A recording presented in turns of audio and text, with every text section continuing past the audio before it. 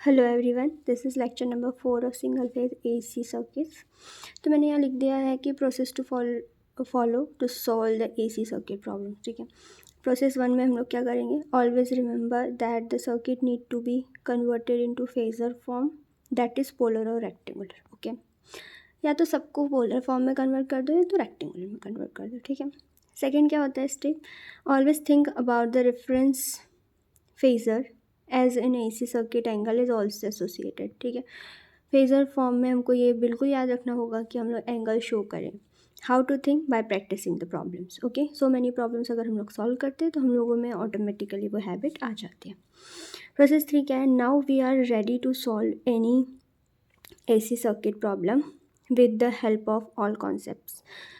तो फर्स्ट क्या है हमारे पास, जैसे मैक्सिमम पावर थ्योरम है, स्पेशल केस में यूज़ करेंगे। सुपरपोजिशन थ्योरम है, जब हमको डिफरेंट फ्रिक्वेंसीज के प्रॉब्लम सॉल्व करना होता है तब हम लोग यहाँ पर यूज़ करते हैं उसका का सुपरपोजिशन थ्योरम्स का।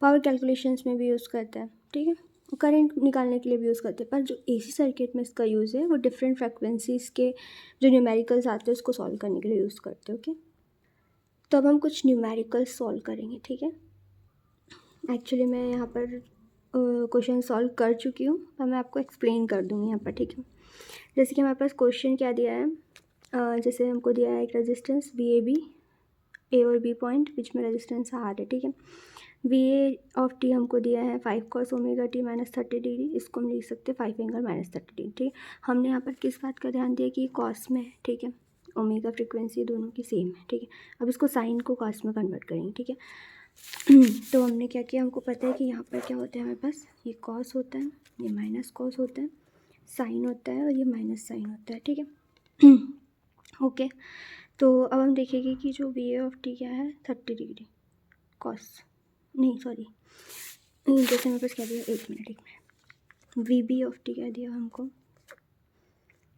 -6 sine omega T plus 20 degree. Okay, so ये माइनस साइन है और एंटी क्लॉकवाइज यहाँ पर प्लस होता है, क्लॉकवाइज माइनस होता है, तो ये माइनस साइन से 120 डिग्री यहाँ पर आ रहा है। ठीक है, अब हमको प्लस कॉस में कन्वर्ट करना है, तो ये कितना एंगल हो गया, 90 + 20 110 डिग्री। तो हमारे पास क्या आ जाएगा, V B of T in terms of cos -6 cos omega T plus 10 degree. ठीक है, क्योंकि हम यहीं से ले रहे हैं। ठीक है ना, एंटी क्लॉकवाइज ही हो रहा है, तो हमने इसको कन्वर्ट कर दिया कॉस में। ठीक है, अब हमने क्या किया, V A B of T is equal to, मान लिया कि कोई के मैग्नीट्यूड आएगा हमारे पास और थीटा शिफ्टिंग आएंगे ओवरऑल, और हमने सॉल्व कर दिया डायरेक्ट। ये कैसे सॉल्व करते हैं हमको पता है, रेक्टेंगुलर में कन्वर्ट करेंगे, या तो फिर हम directly R is equal to R1² plus R2² two R1 R2 cos theta two minus theta 1 वाला लगा देंगे, जो मैंने थ्योरी में समझा है। ठीक है, by using that solve this. Okay, second question हमारे पास ये है कि हमको सर्किट दिया हुआ है, in the circuit shown below if the voltage drop across inductor and capacitor is V1 and V2 respectively, then find the angle between V1 and V2. Also state which voltage is leading or lagging. ठीक है, तो एक note point लिख लेना है यहाँ पर पहले कि whenever the circuit is completely in polar और phasor form already, then always take the given phasor और RMS वैल्यू बाय डिफ़ॉल्ट। ठीक है, जो भी हमको दिया है इसको हम लोग RMS वैल्यू मान लेंगे। ठीक है, जब कुछ नहीं दिया। अब इसको सॉल्व करेंगे, हमने यहाँ पर एक करंट मान लिया I ओवरऑल, यहाँ पर I1 मान लिया, यहाँ पर I2 मान लिया। V2 निकालना है तो क्या हो जाएगा, इसके इसके इसमें फ्लो होने वाली करंट और ये जो रिएक्टेंस दिया है वो, इसको क्या बोलेंगे, कैपेसिटिव रिएक्टेंस। तो V2 is equal to I into minus J1.2। V1 क्या हो गया, यहाँ पर फ्लो होने वाली करंट और ये जो इंडक्टिव रिएक्टेंस दिया है उसका इंटू। ठीक है, बस नॉर्मल कैलकुलेशन कर लेंगे। I1 निकालना है तो कैसे निकालेंगे, total current, current division rule लगाए यहाँ पर। ठीक है,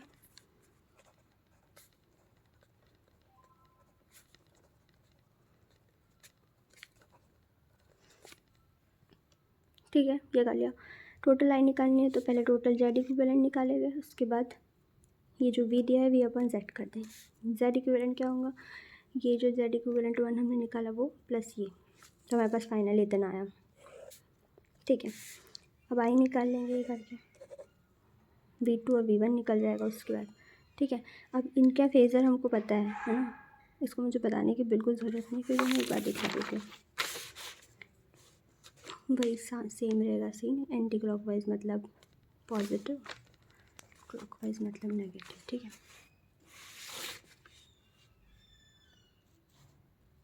ओके, तो नेक्स्ट क्वेश्चन हमारे पास इस तरह से दिया हुआ है, हमको बी आउटपुट निकालना। ये हमारे पास AC सोर्स दिया है 6 sin 10t का, 10 मतलब व्हाट, ओमेगा मतलब क्या, फ्रिक्वेंसी इन रेडियन पर सेकेंड,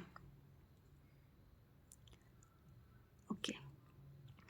4 रेजिस्टेंस V0/3 हमको क्या दिया है, dependent voltage source, 4I0 dependent current source, I0 कहाँ फ्लो हो रही है यहाँ पर, ये 1/50 फैरेड का एक हमको कैपेसिटेंस दिया है, 1 हेनरी का इंडक्टेंस दिया है, ठीक है, दिख तो रहा है ना, ठीक है। बस अब नॉर्मल हमारा नेटवर्क लगा के सॉल्व कर देंगे। पहले हमको ओमेगा इक्वल टू 10 दिया है, तो उससे हम लोग क्या निकाल लेंगे, कैपेसिटिव रिएक्टेंस, और इसको चेंज कर दिया हमने, तो वही होता है ना -1/j⍵c होता है, तो 1/j ओमेगा क्या है हमारे पास 10, 1/50 कैपेसिटेंस, तो कितना आ गया -j5, ऐसे ये आ जाएगा -j10 ओमेगा एल करके, IL निकाल देंगे यहाँ पर करंट डिवीज़न लगा के, V0 क्या होगा यहाँ पर IL इंटू J10, IL निकालना है, यहाँ पर हम लोग क्या लगा देंगे KVL, ठीक है। बाय ऑल सॉल्विंग ये आ जाएगा हमारे पास, ठीक है। तो ये हमारे पास क्या आ जाएगा, V0 मैक्स आएगा, ठीक है, क्योंकि मैक्सिमम वैल्यू रखी थी ना हमने यहाँ पर, इसलिए 6 ∠0° रेफरेंस। तो इसको RMS value, always take RMS as result if nothing is mention in the question. अगर ऐसा नहीं बोला है कि RMS निकाल लो या मैक्सिमम निकालो, तो बाय डिफ़ॉल्ट हमको RMS वैल्यू ही निकालनी है, ठीक है। समझ आ गया क्वेश्चन।